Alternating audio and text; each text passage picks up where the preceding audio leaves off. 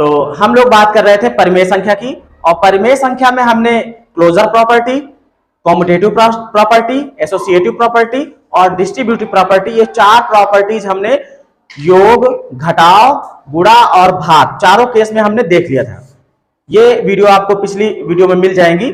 और इसके आगे हम लोग बढ़ते हैं कि शून्य की प्रॉपर्टी क्या होती है किसी परिमेय संख्या के लिए, मतलब शून्य के साथ जोड़ा जाए, शून्य के साथ घटाया जाए, गुणा किया जाए, भाग किया जाए, या फिर जो है एक के साथ जोड़ा जाए, घटाया जाए, क्या रिजल्ट हमको मिलता है वो हम लोग जानेंगे।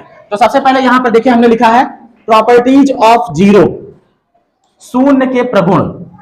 तो इसमें क्या होगा, मान लीजिए कोई एक परिमेय संख्या है, कोई एक परिमेय संख्या है, सपोज कीजिए कि 3/2 ही है, या अगर हम 4 भी ले लेते हैं तो ये भी हमारी एक परिमेय संख्या है। ये अगर परिमेय संख्या है तो इसमें अगर हम शून्य जोड़ देते हैं, क्या कर देते हैं, शून्य जोड़ देते हैं। तो मान लीजिए हमने क्या किया भाई कि 4 में हमने प्लस कर दिया शून्य, रिजल्ट क्या मिलेगा, 4 ही तो मिलेगा। इसका मतलब ये हो गया कि शून्य का जो प्रगुण है वो ये बताता है कि किसी परिमेय संख्या में अगर शून्य को जोड़ा जाता है तो उसके मान में कोई परिवर्तन नहीं होता है, जितना है उतना ही आ जाता है।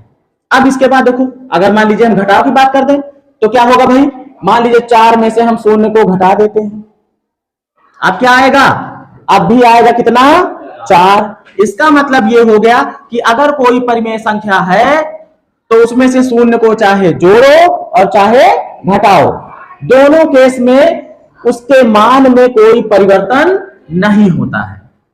अब एक बार गुणा करके देख लो क्या होगा भाई, मान लीजिए हम 4 में गुणा कर देते किससे, शून्य से। कहने का मतलब कि जो जीरो का प्रगुण था वो जोड़ और घटाव में ये बताता था कि अगर किसी भी संख्या में, किसी भी परिमेय संख्या में शून्य को जोड़ोगे या शून्य को घटाओगे तो मान आपका अपरिवर्तित रहेगा। मान क्या रहेगा, मान अपरिवर्तित, अपरिवर्तित, मान बदलेगा नहीं। गुणा जब करोगे तो मान क्या हो जाएगा, शून्य हो जाएगा। क्या हो जाएगा, हाँ। अब सुनो, भाग के केस में परिमेय संख्या ऐसी बन ही नहीं सकती। कैसे, अगर आप करते हो 4/0, मतलब समझो 4/0 लिखा, आपकी परिमेय संख्या क्या कहती थी कि P/Q होना चाहिए, लेकिन Q जो है वो 0 के बराबर ना हो, यहां पर तुम्हारा Q जो है वो 0 होता जा रहा, मतलब भाग के केस में ये लागू नहीं होगा। क्लियर बात। शून्य की प्रॉपर्टी में हमने जान लिया। इसमें एक शब्द आपको मिलेगा, additive identity, additive identity, Hindi में लिख रहे हैं, आपको समझ में आ जाएगा।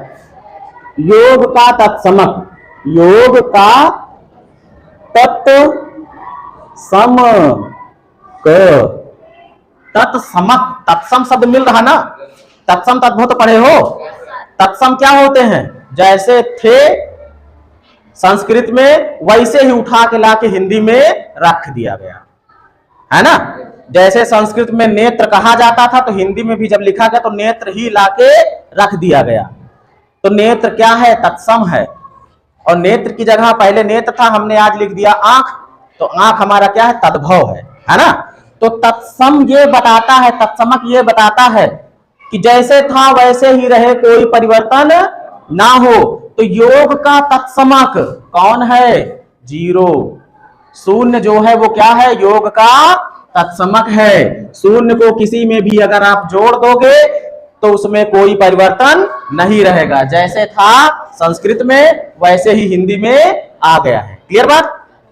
घटाव में भी वही चीज है, घटाव का भी तत्समक क्या है, 0 है। क्लियर बात। ये हो गया आइडेंटिटी, कौन सी, योग की और घटाव की, दोनों कह सकते हो। घटाव वाला भी हमने बताया ना, सब्ट्रैक्शन, सब्ट्रैक्शन या सब्ट्रैक्टिव आइडेंटिटी, दोनों बता दिया ना मैंने। अब इसके बाद देखो प्रॉपर्टीज ऑफ 1। एक के क्या गुण है भाई, एक का गुण ये है, जोड़ और घटाने में तो नहीं, लेकिन जब आप गुणा करोगे, क्या करोगे, गुणा करोगे, तो गुणा करोगे तो ये भी क्या करता है, मान में कोई परिवर्तन नहीं लाता है। जैसे मान लीजिए कि 3 और 4 कोई परिमेय संख्या हैं और 3 में अगर हम गुणा करते हैं 1 से, उत्तर क्या आता है? 3 आता है। 4 में अगर हम गुणा करते हैं 1 से, उत्तर क्या आता है? 4 आता है। अब ये भी तो वही कर रहा है, जो 1 है वो भी गुणा कर रहा है, लेकिन जैसे संस्कृत में था वैसे ही हिंदी में आ गया, मतलब जैसे था वैसे ही आज भी है। तो ये भी तत्समक है, 1 भी क्या है? तत्समक है, बस किसका है? गुणा का। यहां पे गुणा किया ना हमने, तो मल्टीप्लिकेटिव आइडेंटिटी है ये, मल्टीप्लिकेटिव आइडेंटिटी। क्या लिख दिया मैंने? आइडेंटिटी। हिंदी में इसको आप कहोगे गुणा का तत्समक। गुणा का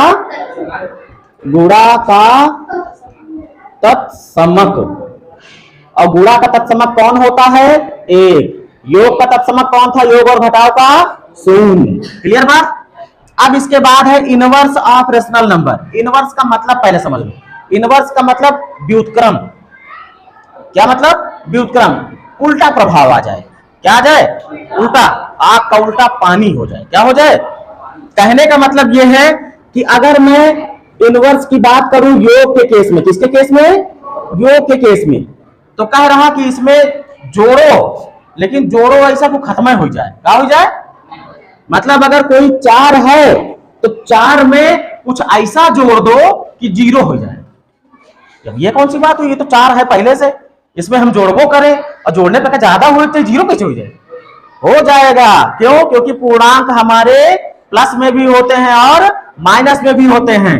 तो 4 में हम जोड़ दें किसको? -4 को। क्या बन जाएगा? 4 - 4।